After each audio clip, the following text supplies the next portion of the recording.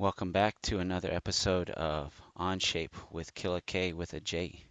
All right, so we are going to be working with assembly mates, and up to this point you may have mostly worked just designing individual parts, but ultimately we need to be able to put these parts together in ways that restrict certain movements, or so that things move in the way that the machine or um, whatever we're assembling is supposed to move.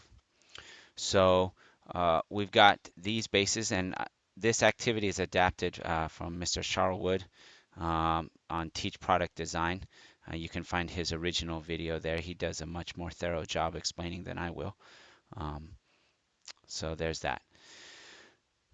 So the first thing we're going to do is notice we've got a key here and individual parts.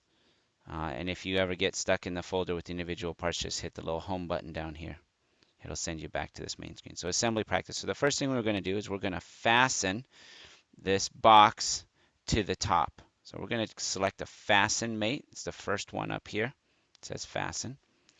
And depending on where we click, it's going to attach those 2 points together. So I'm just going to choose the center of the top here. And then I'm going to choose the center of the top of that box, or I could choose the center of the side. Sometimes you have to zoom in to be able to select the side better. So I'm going to choose there. Notice my box ends up inside the other, so I can hit flip primary axis, and boom, it flips into the right spot. Okay. And then I can click the green check mark on the menu in the upper left, and or I can select the green check mark from this menu and start a new mate. So I'm going to do that because I need to place a second one. And the second one is trickier. Okay, I want to get one of these edges to line up exactly in this edge here. So one way to do that is to select a point that's right here on this edge. Notice I've got it selected on this face. It's not on, notice that this would select the outside of the box. We want it to rest right on this face, right there. And then I want this exact point. Notice if I choose the top, then it outlines the top, but I want this side and I want that point resting right there. Now again, the problem is it's right inside, so I might need to rotate this around. That's going to get me the same thing. So let's flip this and let's keep rotating, and boom.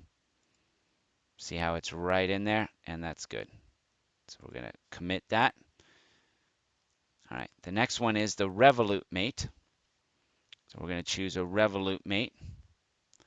And we want this pin and the outside of it to go all the way through to the inside. Notice I could highlight something on the inside, and the pin would only go that far. So if I click there, notice the pin only goes halfway.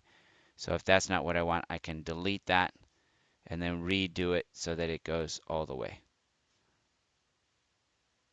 Okay, boom. All right, the next one is the slider mate.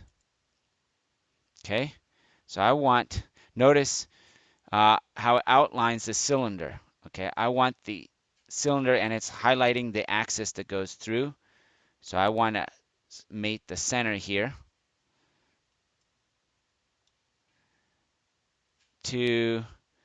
and notice I zoomed in so it outlines and let's move this box over so I can see it better. And I want the middle of this sliding piece part as well. Boom. Okay, and then we could add limits. We'll show you how to do that later. Good. All right, planar mate. Okay, so for a planar mate, of course, we want it to slide on the inside here. So we're going to click on that, and I want to choose the center. And then I want it to slide on the bottom. I can move this if I need to. And so I can see the bottom. I want it to slide on the bottom of that pin. Okay. And notice it's there. So green check mark. Okay.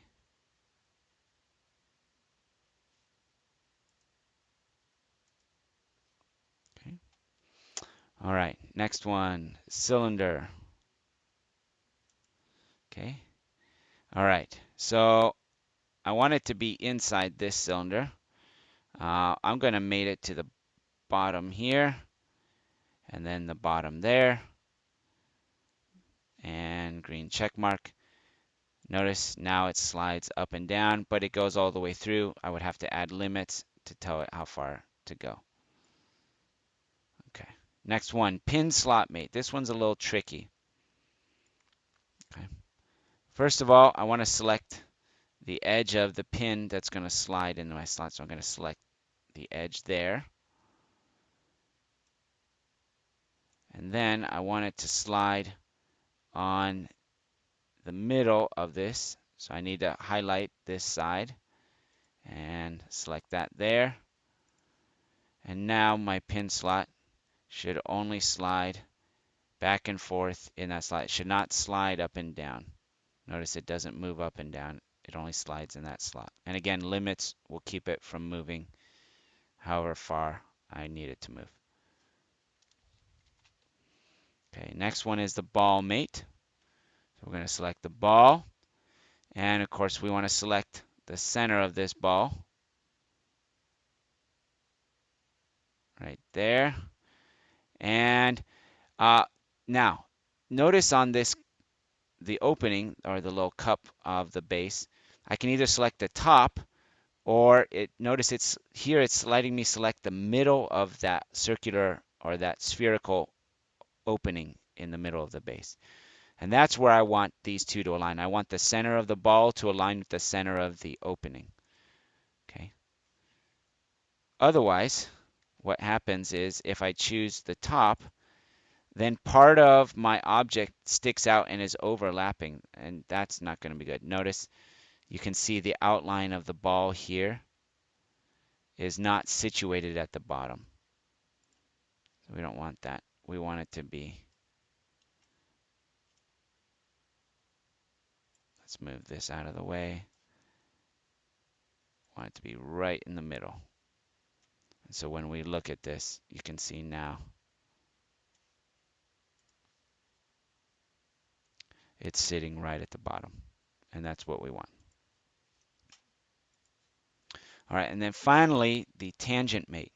We need two mates. We first need to attach one of these flat sides to the bottom. So that's a planar. So we're going to choose a planar mate. Want the bottom there to be attached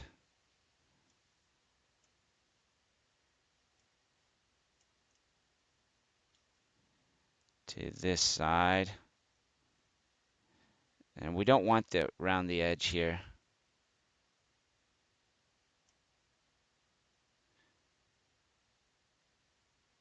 I want it to be on this planar surface here.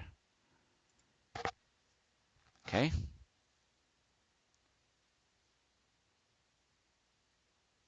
So there's my planar. So now it's stuck inside. Let's move it out because now I'm going to do a tangent mate.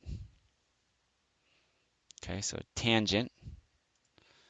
I'm going to select the outside of the part, and then I need to select the outside.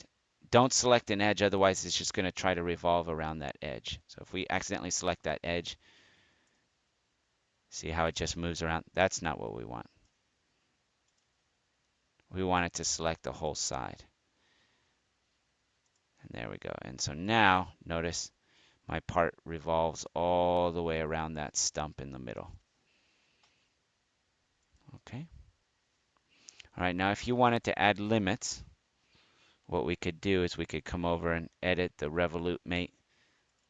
Double click on that, check the limits, and then we need a minimum and a maximum. And if we look at this, notice it's starting at 0. Going clockwise is positive. So if we wanted to stop it from rotating into there, we'd probably want a positive of maybe 10 or 14 degrees. And a minimum, boy, it could go all the way to 180, maybe a little bit further. So let's put minus 180. And let's see what that does here.